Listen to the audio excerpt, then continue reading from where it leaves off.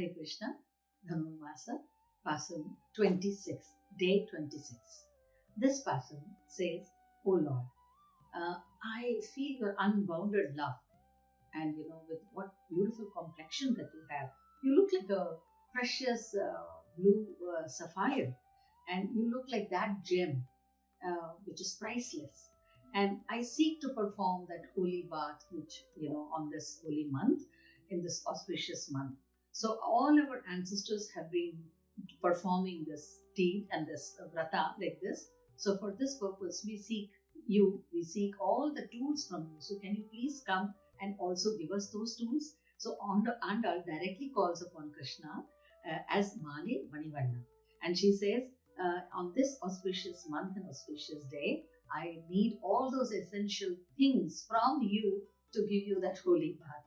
And she asks for conch, drums, lamps, flags, canopy. And she says, let us celebrate grandly and just the way our elders did. So she comes down. Now, let me explain you that the sound, why she's asking for the conch. Conch is that Krishna's favorite conch, Panchajanyam. And the sound from Panchajanyam is, that sound is such that it trembles the universe. That is the sound that comes out from Panchajanyam, which she refers to. She's saying, I need that from you. She's saying, all that large musical instrument, which is called parai, that I need from you. Then she says, a group of singers to sing Pallandu Pallandu. That means, those who can sing, may glory be there forever and forever, who keep singing the glories. We need such people. Then she says, I need those lighting lamps. I need a huge flag. And I also need a huge tent or a shelter or a canopy for my this prayer to complete. So all powerful, she says, oh, all powerful Lord, please provide all these things. Now she's asking Krishna only all these things. Though this is Pasuram, which, she says, she through this Pasuram or through this prayer, she's sending this message that we should value our age-old customs and traditions from our ancestors, some of which we might not know the meaning, so that we follow the rituals as per prescribed in certain way to maintain the decorum also. And here she means to worship to begin with the blow of the conch, reverberating the sound of Om. So that conch reverberates the sound of Om, Panchajanya. And then she asks for the bell. That means all the auspicious sound from the bells and the drums that comes out while I'm worshipping, while I'm giving you a shower, I'm giving you a bath, and that may that be blown at that time. And then she says next, oh Lord, I need to decorate you with all such beautiful fragrant flowers and recite the holy Vedic mantras and shlokas in your grace. And then she says, may I light the lamp? So I need the lamp also from you.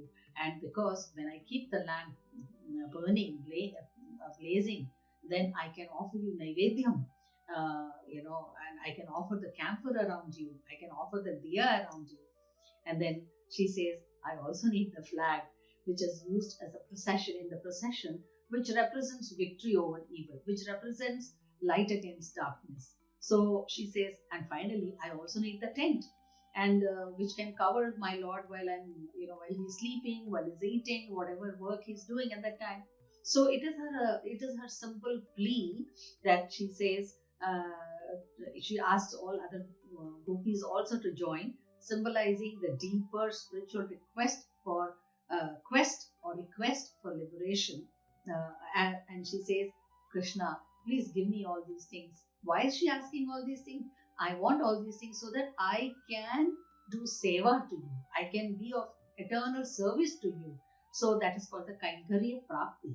So may I always be at your service. That's what she wants. So the meaning hidden here is that, that's what the Sri Vaishnava Parampara or the Acharya the devotion, that these are 6 essential items in Bhagavad Aradhana or Bhagavad Prapti. So they also represent the stages of spiritual perfection, surrender towards soul refuge, towards the soul's journey. And 6 items here requested represents a transformation of the devotee. The Shankh, the conch, as we said, Panchajanya, represents the Shuddha Sattvikaras, pure thoughts, the pure devotee who has, the pureness in everything, who never leaves the Lord's hand or never leaves a thought of the Lord. And that also represents white color, symbolizes purity and Omkara, that Omkaranath, that awakening sound which awakens me spiritually, and that spiritual consciousness, that divine consciousness, Krishna consciousness is awakened every moment I think of or I see that Panchajanya, or even I think of that Panchajanya. And then she asks for drum. That symbolizes, drum. When do we play drum? When we want to spread a news. So that spreading the news is, I want to spread about you. I want to talk about you. I want to give satsangas about you. I want to share all my friends about your glory. So there she wants to share Lord's glory. And that is the inner sense which she says, and which represents the heart's vibration in the name of God, as name of God. Then she says, I need Palland singers, those who can sing your benediction, which represents who can continue to sing the glory of the Lord. And it also signifies a Guru Parampara lineage of teachers who guide the soul, who continue to sing the glory of the Lord, which becomes it should become our second nature, that wherever we go, we are only able to talk about the glories of the Lord. And then she says, I need the decorative lamp, means Swayam Prakasham, that represents esoterically Swayam Prakasham, the lamp. If you, Krishna, you are going to give me the lamp, then what am I going to be? I'm just going to be the Swayam Prakasham, means self-effulgence. And that light that I'm receiving from you, that light is going to be my true knowledge, my true jnana, which will dispel all the darkness from me and all the ignorance out of me. It will drive away all the ignorance from me. Then she says, I need the banner, I need that flag within me, which symbolizes the victory of all my Siddhanta. I might have many, thoughts before, or many ways of which has put each individual into a certain belief system. So now I am over it and I'm above it. So that is complete soul surrender and identification. That flag represents the identification of this Jivatma with Paramatma. And then canopy represents protection and service, Kainkaryam. So it is often called as, represented as Garuda, who is always in that, serving the Lord.